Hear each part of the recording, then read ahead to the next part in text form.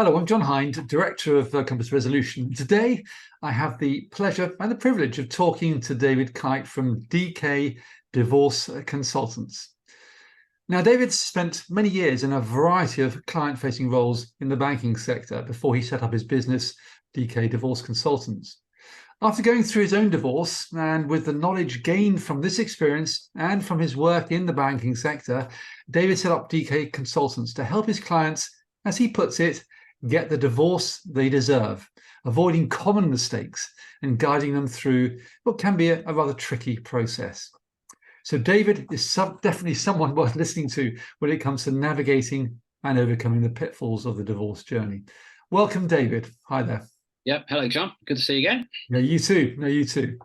So David and I will spend about 30 minutes talking about the service and support he provides to separating clients, and especially those who have chosen to use mediation to sort out their own financial agreements, focusing on a process he calls the divorce financial reality check, an important aspect of the mediation process and the divorce process, I should say.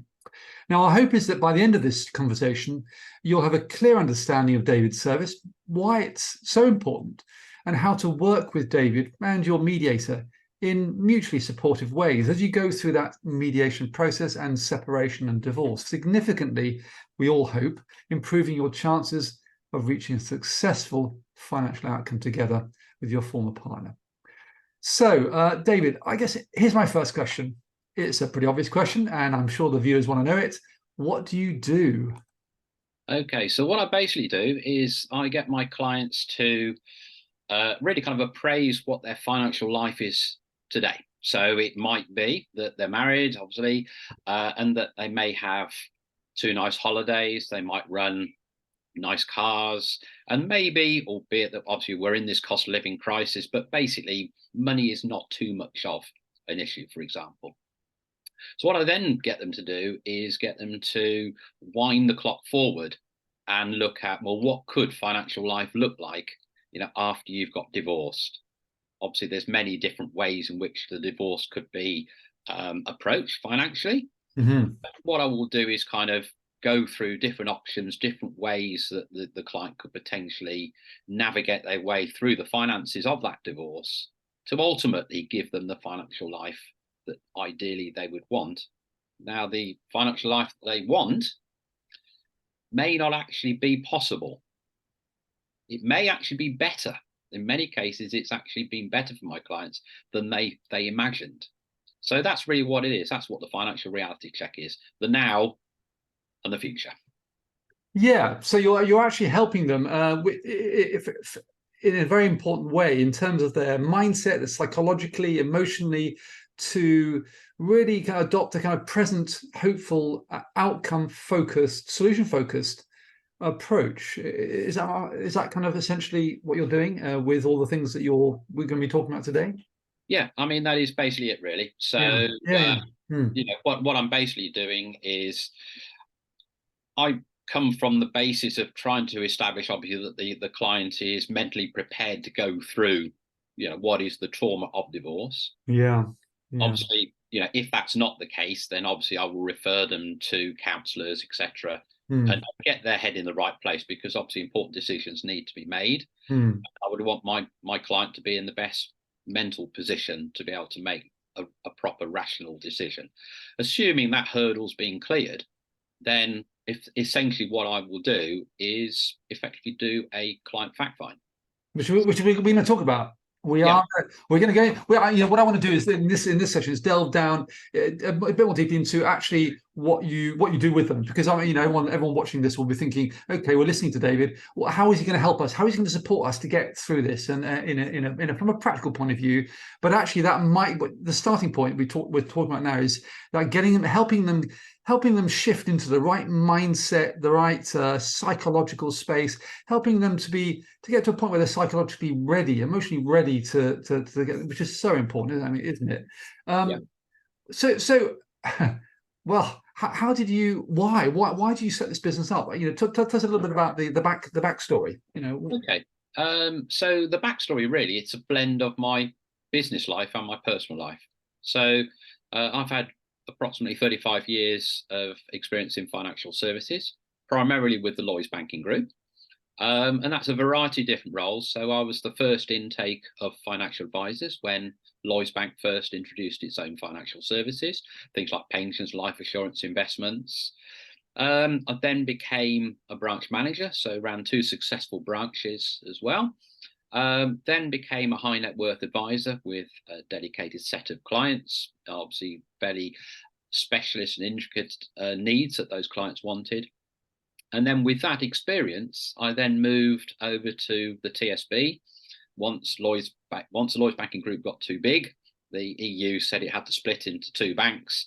I decided, with what was probably 31, 32 years of Lloyds, that I would make the move over to TSB. And I worked in customer relations, dealing with executive press, fraud, and MP complaints. So all throughout my working career, I've always been dealing with people face to face, over the phone, enlisting information, helping them find solutions, but also kind of digging, probing, and asking questions in a way that you almost don't realize that they're giving information. So almost less subconsciously giving a lot more information that they probably didn't even realize they knew about themselves. So that's my business kind of skill set is to do that. And with that information, information is power. With that information, I was then able to find solutions for the client. So, for example, if they had money to invest, by drumming down the information, finding out what other savings investments they had, I was able to find what I believe to be the appropriate form of investment for them, whether it be a pension, whether it be other forms of investment, maybe like ISAs. On the other side of the coin, if they were borrowing money, what would be the best option to borrow money? Would it be, a small overdraft? Would it be a large loan? Would it be a secured mortgage? That type of thing. Again, knowing your customer enables you then to do the right thing by that client. Towards the latter part of my career, I unfortunately went through the trauma of a divorce. So this is the personal side now. And I did what most people do. And I went straight to a solicitor. I Googled solicitor near me where I was working, used that solicitor. And what I found was that really I had no control over the process. So, I was spending lots of money, not really quite knowing when it would end, what the stages were, what the process was. I was told the thing would be over in probably 12 months, but it ran to like 2 years. And there was a lot of kind of confrontational emails coming from my other side, the other side. And it was kind of the dialogue was basically solicitor A to solicitor B and B to A, and no dialogue between myself and my wife. So it got kind of confrontational, it got expensive, and I just couldn't see, wood for the trees, to be honest. Ultimately, with my organized way, I kind of prepared information, things like the Form E, putting together financial solutions and different kind of options, enabled mediation to get the divorce over the line, and ultimately secured, a favourable divorce myself and good life going forwards. Good for you. Yeah, quite traumatic, and it will be for most of our clients. I was going to say, listening to that, of course, as all these people are watching this, listening to that, I imagine that experience will resonate with so many, certainly of my clients I'm working with on a day-to-day basis. That sense of disempowerment that you're describing, the lack of knowledge and understanding, feeling that you're a bit of you're in a dinghy in a wash in the middle of the sea, bouncing around, not knowing where you're going, what direction you're going, and being kind of so. Having been through that experience and using your work experience and your personal experience of what you went through, I guess you constructed a process and some skills and tools and things from your own experience and from your own knowledge to help people. So talk to us about, or talk to our viewers about the process you constructed. How do you help these people? How do you help your clients? Yeah. So, as you say, it is a kind of blended service that I offer. So, the first thing is, unlike a solicitor, I don't tell my clients what to do. So, everything I do is informed choice. I assist my clients find the solution that is right for them and Yep. move at their speed. So, in essence, the process is quite straightforward, really. So, I will initially start off with a free 30-minute consultation with my clients. So, basically, that is the client bearing all. So, it's a blank piece of A4. I take notes. So, tell me, why is it you're thinking about a divorce, or why are you coming to me to talk about options, with regard to your marriage that is breaking up? Start with the really big open questions. What's It's the a nice open question, yeah. and literally the clients, some will become very kind of itchy, stressed. Be stressed. There might be a few tears, but ultimately, I'll get a good picture of their situation. So it could very well be that they've been married for quite a long period of time, but they found that their other half is financially controlling, for example, or there's some kind of physical abuse even in there. That maybe there's manipulation of children. There's so many different facets, and that's really what makes the thing so interesting. Every single case, I'm sure you can vouch for this, John, is completely different. There's no one size fits all. Everyone's experiences are unique to themselves. Yeah, Absolutely, absolutely. No, it's absolutely. There may be a few similarities with mine, patterns. with other Sure, clients that sure, I've worked through, but sure. essentially everyone will be different. Everything Sure. is totally bespoke.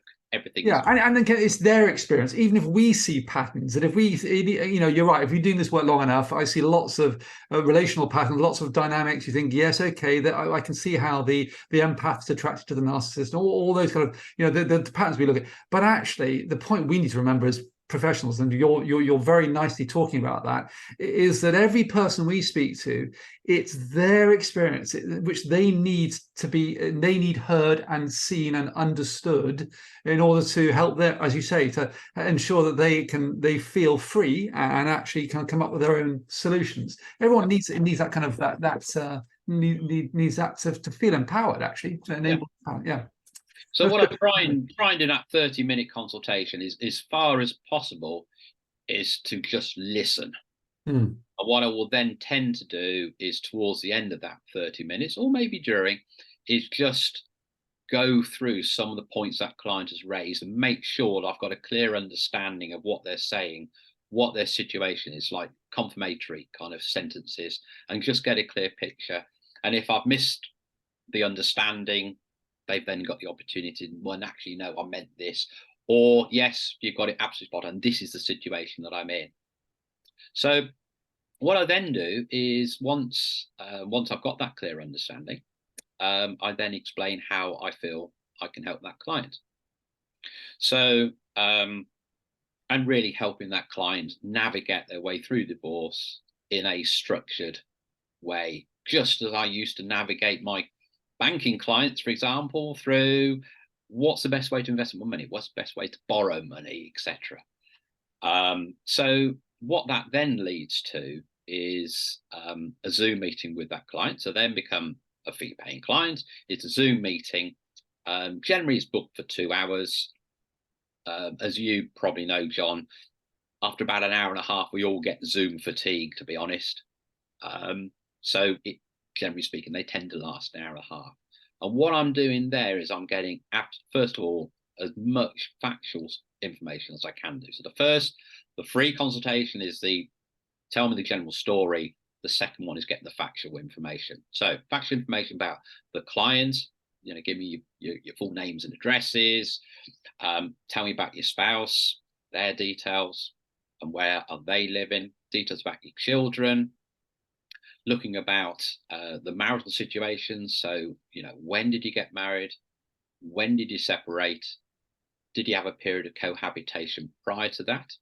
Because I'm looking very much at, how long the marriage was, because obviously that has different, potentially different financial outcomes, depending on whether it's a long. Sure. Implications. Yeah. Yeah. And then what I'm then doing is I'm then looking at, within the children, I'm also looking at kind of vulnerabilities as well. Yep. So maybe children who have, conditions that require additional support at school or within the educational system, frailties and things like that. And then what I'm then doing is then looking at the financial assets. Okay, so people assume that the family home is the biggest financial asset, and maybe other properties as well. Very often, it's the pensions. I've had a number of clients where their spouse has dumbed down, for want of a better word, the value of their pension or the importance of the pension within the financial discussion. So I bring pensions right to the fore. So I'm looking at pensions, for example, that my client is contributing to now. So find out where they're working, what kind of salary they're on, what kind of pension they're on. They don't need to know all the details because I'll have a pretty good idea of what kind of pension it will be, whether it's, and there's two types of pension essentially, whether it's a money purchase, you put money in a pot, and what that pot's worth dictates how much you're going to get at the end, or whether it's a final salary pension, which basically you will get a fixed pension based upon years of service. So different occupations, different types of pensions generally will fall into place. Also finding about the employment position of the spouse, and as far as they are aware, what type of pension they probably have. Again, they don't know. I will have a pretty good idea. And then backtracking previous employments, again, getting a feel for where you worked in previous jobs and maybe the pensions there. Then going on to probably a bit more straightforward stuff would be, your bank accounts, any national savings, any investments. So what I'm doing, kind of listing all those and really putting those into a very, very compressed document. Okay. So, but the other part, so that's the factual side of things, but the other part is the more aspirational type of thing. So getting the client to think, okay, this is what we've got. It's almost impossible, and you probably vouch for this, John. When clients say I want half, or my spouse wants half, that's what they want. Well, sometimes you can't split these assets 50-50 onto a blank canvas, because if you've got properties, investments, there's tax implications, and you've got estate agents' fees, and the market for the properties, as we know at the moment, is not too great. It's almost impossible to start from a blank canvas. So what you have to do, you have to use kind of nuances of, well, okay, let's look at how we could approach it in a way that gets the financial agreement over the line and gets your divorce financially sorted out. So we'll kind of look at things like, if you've got a property, there's a mortgage on it, joint mortgage, I'm looking at the affordability for my client to take the mortgage on themselves and whether the mortgage lender would be happy to do that. Looking generally at things like the investments. Are there tax implications if you cash in the investments, or second properties and things like that?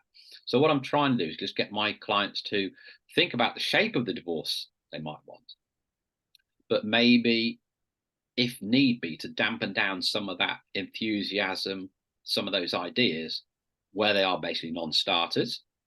There may be some I might say, well, have you thought about this? This is another way around it.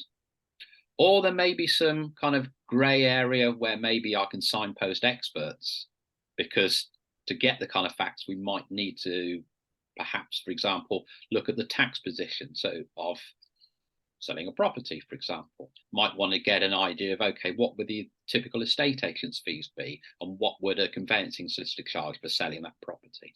But tax on investments is quite an important one, because you've got capital gains tax, potential for inheritance that they receive money from parents. So so you've got that. So that's like the first formal meeting.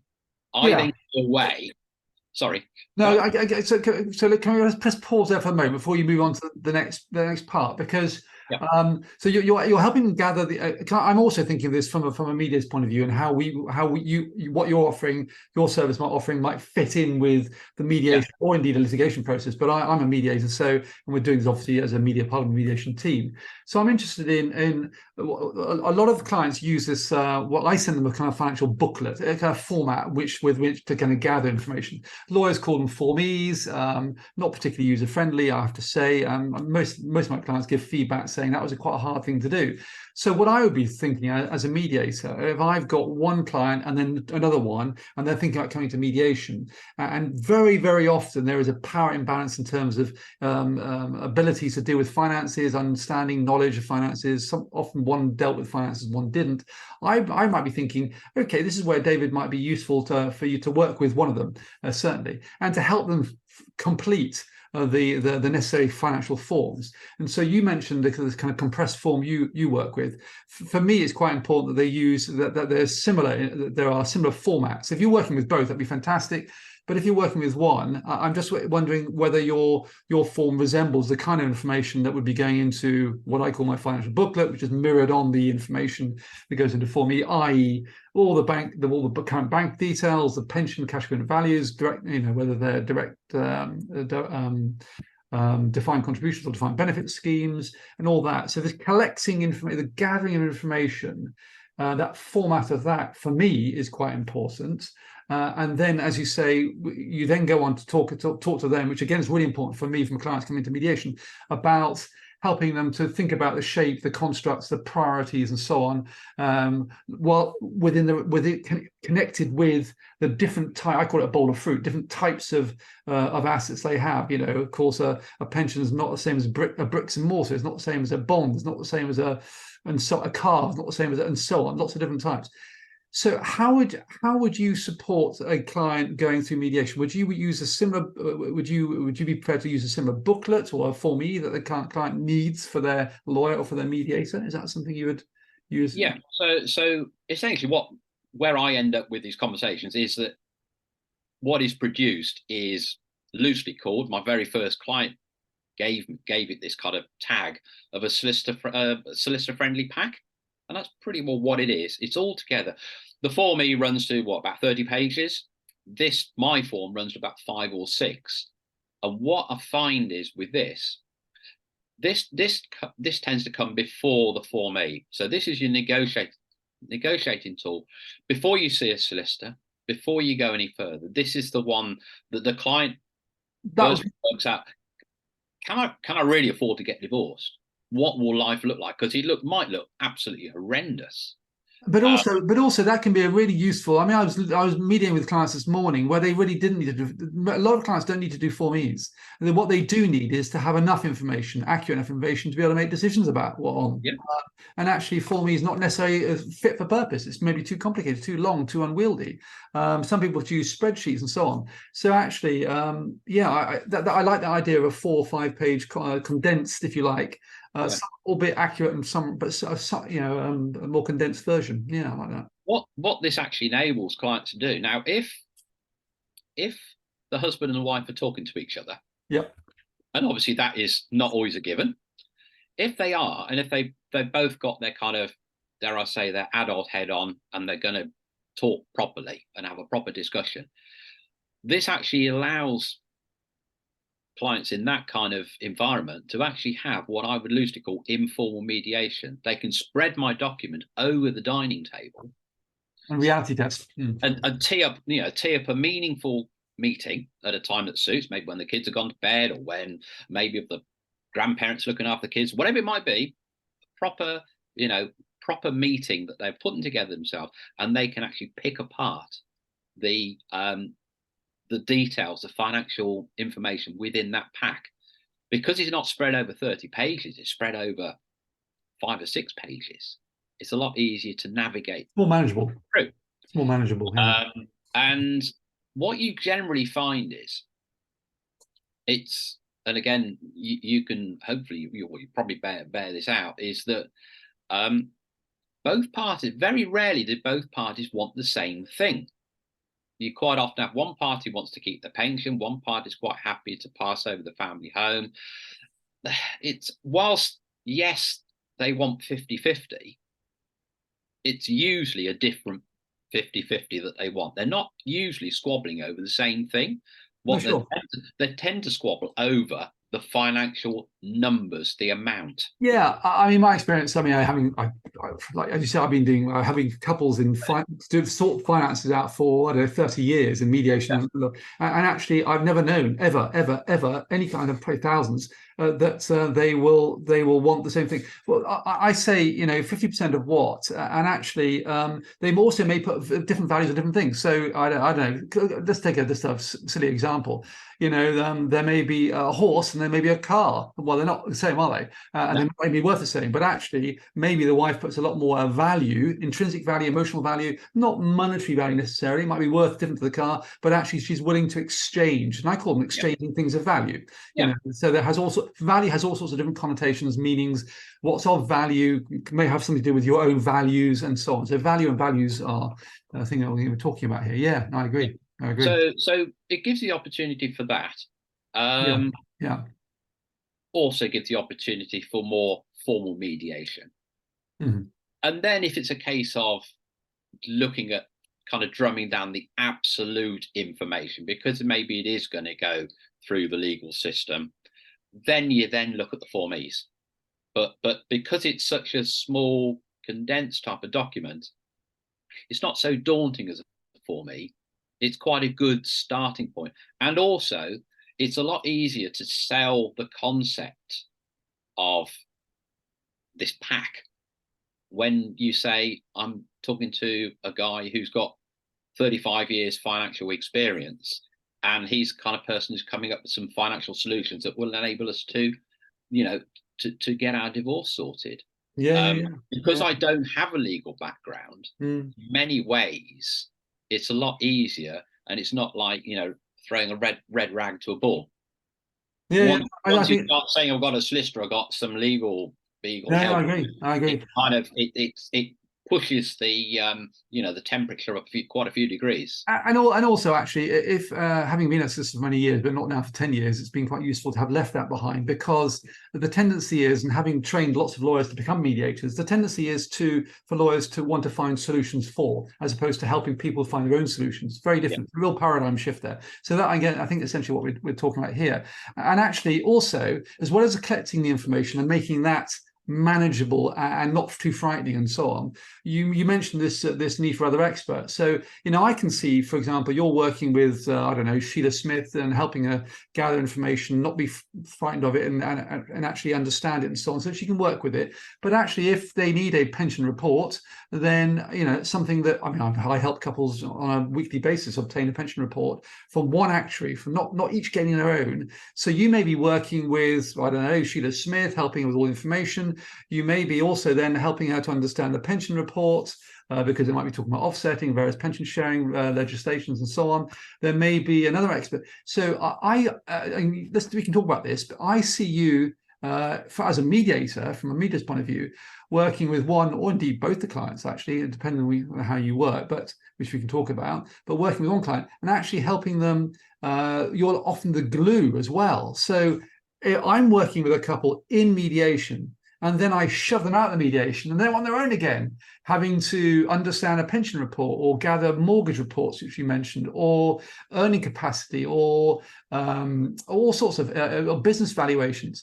You could be working with Sheila alongside, helping her gather information, understand, to equip her to understand, and also to come back with ideas, priorities, options, so she can express and articulate those in the mediation. I yeah, mean, that sounds like a very powerful combination to me.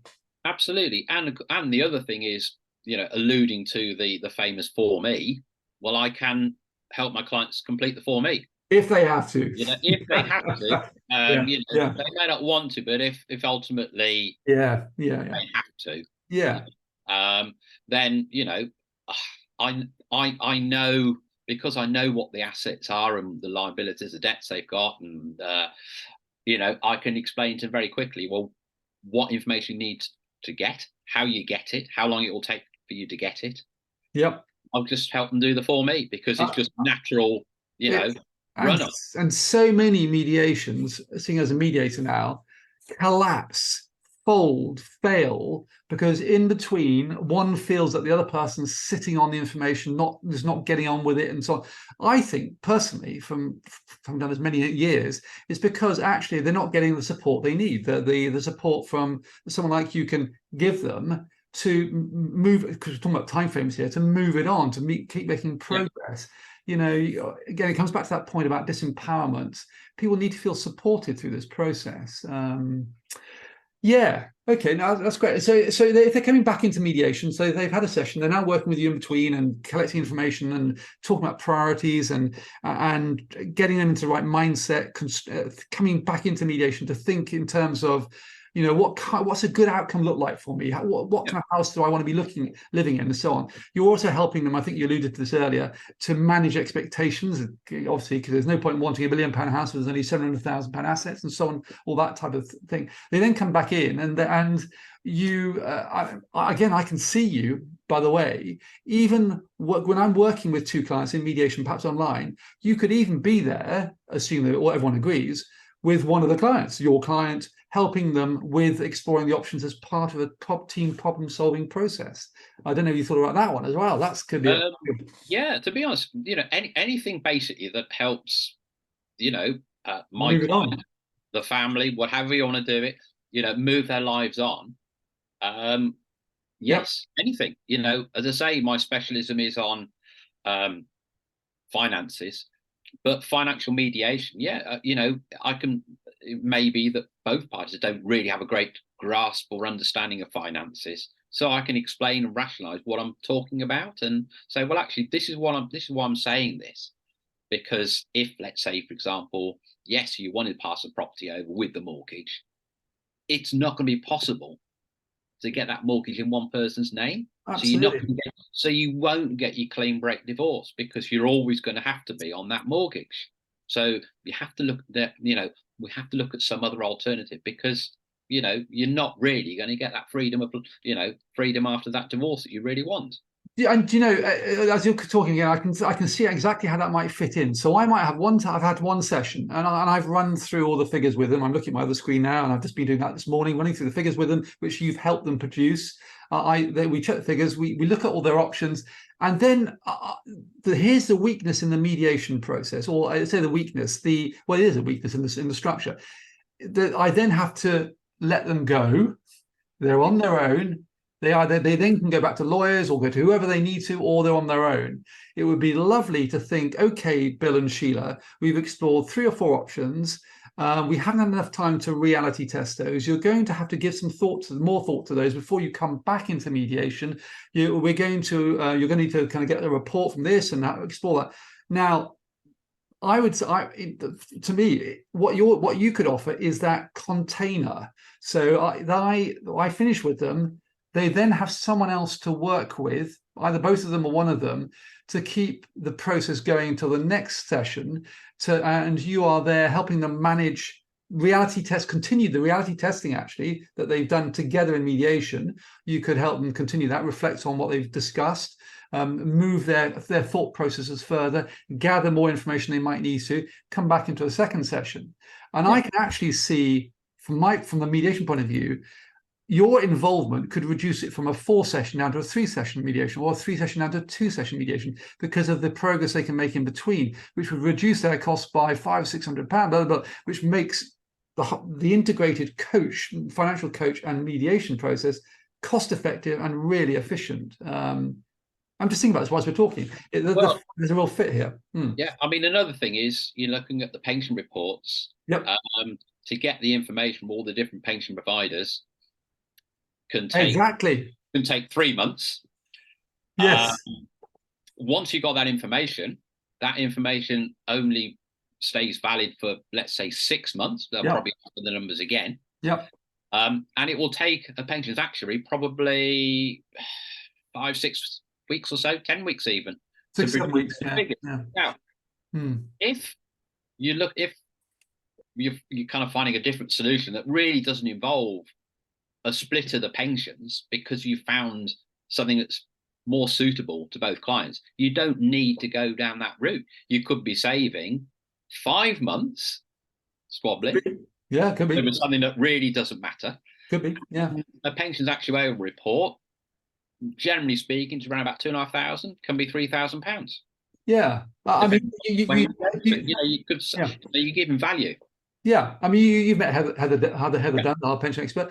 I mean, she's currently saying, once I've got all the information, and it's a really good point, by the way. She says she really makes this point. Once I've got all the correct information, then I take 6 or 7 weeks, and it costs around £1,800, £900 each. So, but this is where, again, you can really help the process move on, contain it, keep it contained. I would not get involved in helping them collect that information. You would, and therefore they might decide together with me in mediation they might need a pension report or not. As you said, they may not. I mean, sometimes very, very often they don't. It depends on the size of the pensions, the types of pensions, whether there's enough to offset it, and all sorts of factors there. But let's say they don't, then there's problem solved. But if they do, then I could say, look, David will help you do all that. You can move it on. And that's a really good point in terms of helping manage the time and making the whole job easier for them as well. Well, what I can do is provide pro formas. So literally they're asking the right questions of the pension providers to get that information. Well, we need to make sure that we're sending them, because I do as well, and Heather does as well. So, so that's the point of that team, isn't it? Again, we can work together. This is, by the way, everyone out here, partly why David and I are talking is because and we'll come back to the end. We're looking at what we think helps clients out there, separating clients, is if we as professionals are working as a team together, not disparately and differently. Because if we do that, and if we find ways of doing that, I'm looking at you guys out there, looking at us, watching us, it's going to make it much more efficient, cost effective for you out there, and it'll feel more comfortable, certainly painless for you. So that's what we're talking about here. Trying to make sure we're using the similar forms, making sure that we're talking to each other when we can, making sure that we're working to the same time frames, we're aligned, we're cohesive, and so on. I think that makes absolute sense what you're saying there, David, in that sense. Yeah. I mean, there is nothing better in life than a good collaborative team that knows what each part's doing, how long they're going to take, what their specific roles are, and you're always in contact with them. Yeah. It is always the best way in working life. Yeah. Yeah. And every single absolutely, and every single couple. This is, so I said just now, couples very rarely agree about the narrative and what's happened. I'll tell you what, though, in most couples, 95% agree on something of value, which is we want to move on. We want to make progress. We do not want to go to court. They know all that, and therefore we can help them do that. Absolutely, working as a team, definitely. Also, the narrative on the divorce, now it's no blame, no fault divorce. The narrative, you always want to know the backstory. I think the backstory is important, but actually the relevance is not as great as it would have been a few years ago. Once you've cleared out the emotional side of things, the anger, the upset, and whatever, and then you get on to the nitty gritty of the numbers, sorting out the children, making sure that there's children, all of that. Once you've got that out the way, then you can start to really motor through the stuff that absolutely it's distinguishing. I've heard coaches talk about, I'm also a divorce coach. Coaches talk about the distinguishing between the story of the divorce and the business of divorce. And actually, if it's where they kind of integrate, where they get messed up, actually, where people are still struggling with the grief cycle, with the story of the divorce, with blame, judgment, and so on, with why has this happened, not understanding all those aspects, psychological, emotional aspects, that they struggle then to focus on moving on. They struggle focusing on the future. What are we going to do in the future? How are we going to start to create a new reality? How are we going to be solution and outcome focused? So you're absolutely, I agree completely. If we can help them manage the story, keep it in its place, because they'll always have their own story, their own narrative, and then focus in the present and future, which is what we're talking about here financially, then all the better. And anything we can do to support that is great. So what is your USP? What would you say your USP is? What would you say why you? Why not? I don't know, another coach. I mean, what's your? I think my USP is my experience in financial services, and the fact that this business is a blend of business and personal experience of having gone through divorce very recently. 2022, 2020, sorry. Yeah. If you go to there are other divorce consultants, divorce coaches. There aren't many. That most of them will have come from the legal profession or have trained specifically with the legal side of things. There's not many who've come from a completely different route that I've come into, really. And again, if you go to a solicitor, you know, the old process was, yes, you go to a solicitor and you ask for a divorce, you get a divorce. You'll have a lot of pain along the way. But as I alluded to earlier on, you know, there are different elements to a divorce. The legal side of things, tying up the legality of the divorce agreement, is only a relatively small part of the whole process. You know, so why would you just go to one place that professes to do it all when really their specialism is only 1/3 of the process? It's the right person for the right job, isn't it? And it's working together with the right professionals doing the right job that's going to working together, hopefully, as a joined up team is going to get you where you want to go ultimately. And you know, I think what I'm hearing you say is actually your uniqueness is in the experience, your first-hand experience of divorce, and your extensive experience of which you bring to your service, your extensive financial experience, and the fact that you're not encumbered by well, having been a lawyer, I guess. So to put it Oh, yeah. Nothing against you lawyers out there, by the way, nothing at all. It's incredible. I mean, I was for 20 I know you were, so you can say it. So yeah, but it's each person again. There's a great number of series of books written by a professor out there. One was called The Future of Lawyers, and he talks about. I mean, we could spend a whole workshop talking about this, about taking the process of separation and divorce from the start to the very end, where if there is an end point, and deconstruct it into different kind of aspects, and then think who is best, who are this couple at this point, with this part of the process, to achieve this task best served by. And it could be an employment expert, it could be a business valuation, it could be a business expert, it could be a divorce coach, it could be a mediator, it could be a psychiatrist, psychologist, counselor, etc., etc. And the challenge is for you and me and all the other family professionals out there is to take the couple, and if their purpose is to reach or make decisions together, separate together and make as many decisions, then our job is to think, okay, what's their situation? What does it look like? What's their circumstances? And to help them and support them to achieve the kind of outcome they both want. Which again, what we're talking about. I can definitely see how your experience, going back to what you just said then about your experience as a financial expert and having been through your own divorce, which is always a useful experience. Again, I've been through it myself as well, to learn firsthand about, so we can identify to some extent with, you know, what couples are going through. So what's your vision for the future for yourself and your business? So, yeah, I mean, really the vision would be that anybody, this is the big wide vision, anybody who's considering a divorce doesn't go to a solicitor at the first point of call. Mm-hmm.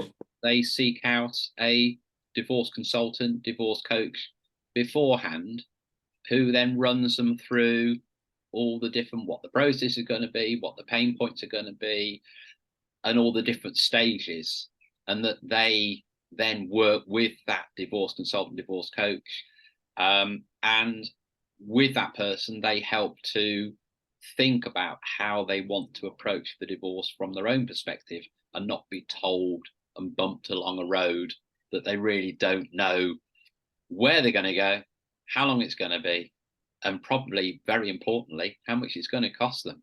No, and that's a great vision. Yeah, that's a great vision, and I share that vision. There's only one difference, of course. I would say they need to come to a mediator first, but I suspect that whether they go to a divorce coach or a mediator, they would be best served by a triage meeting, a meeting at the beginning, which I call an information assessment meeting. Let's not call it a mediation assessment meeting or a coach information assessment. Let's call it an information and assessment meeting, where actually the clients are put first, where we try to discover what's important to them, where they are in their situation, what they're experiencing, and help and support them through this pretty shitty journey, working together. And I think that's a really important vision. And I would be very happy if my clients, if they saw you first and they came to me, or they came to me first and they went to you. I don't really mind, but I do certainly think that they would be best served by that kind of coming into a gate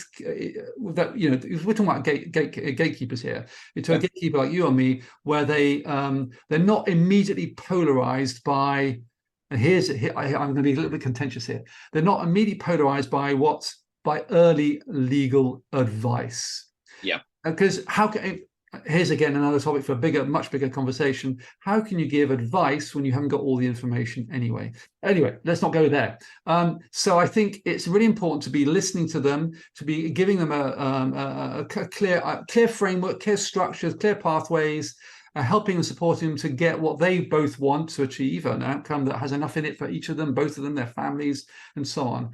And I think from what I've been listening to from you, actually, you and what you offer would play an absolute key role in helping them do that. So if they did want to find you, I know you're on the Compass Resolution Team mediation website, but that aside, they may well come to you. And of course, you'll be working with mediators and so on. But if they want to find you directly, talk to me about that. If I'm now looking for you online, what would I search for? Okay. I mean, essentially, you would be searching for, divorce consultants in Warwick, or divorce help, divorce support. I'm based in Warwick, heart of Warwickshire, bang in the middle of the country. But I have clients across the globe. Online. Great. I was going to ask that. Absolutely, yeah. Because the process lends itself to anybody, anywhere. Yeah. Yeah. Yeah.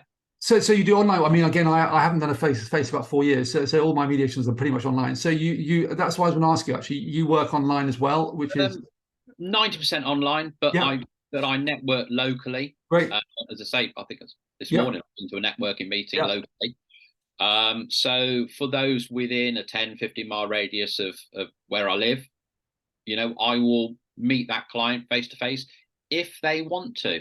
And again, I will let them pick where they want to do it. Their home, my work office is somewhere neutral, can't be somewhere quiet or whatever. So yeah, that's an offer I make to those within a relatively, narrow radius. But we're in the world of Zoom now, to be honest. And what's your website? The website is dkdivorceconsultants.co.uk. dkdivorceconsultants.co.uk. And the DK is David Kite, so it's it's the obvious one to start with, really, and it's worked. Yeah, no, that's great. It's great. And why wouldn't it work? It makes what you're offering and what we've talked about today makes absolute sense to me, having been through my own divorce, and you having been through your own divorce, and both of us being professionals in this divorce field. It makes absolute sense. So it's been an absolute pleasure talking to you, David. And I've got a lot out of this. I've really enjoyed it, actually, and I hope you guys out there, viewers, whether you're professionals or whether you're mediators, whether your clients going through separation, I hope also you've got something out of this meeting. If you want to talk to David directly, I would certainly be referring work to David, and you'll have you'll get your first 30 minutes chat with him. And I think you'll find if you do speak to him for 30 minutes, you'll want to use the services. But if you want to find him directly, divorceconsultants.co.uk, you can also find him there. I guess it only remains me to thank you very, very much indeed for your time, David, because I know you're really busy helping people. So thank you very much indeed. Thank you, John, for inviting me. Very much appreciated. It's been my pleasure. My pleasure. Okay. That's great. Bye for now. Yeah. Cheers. Bye.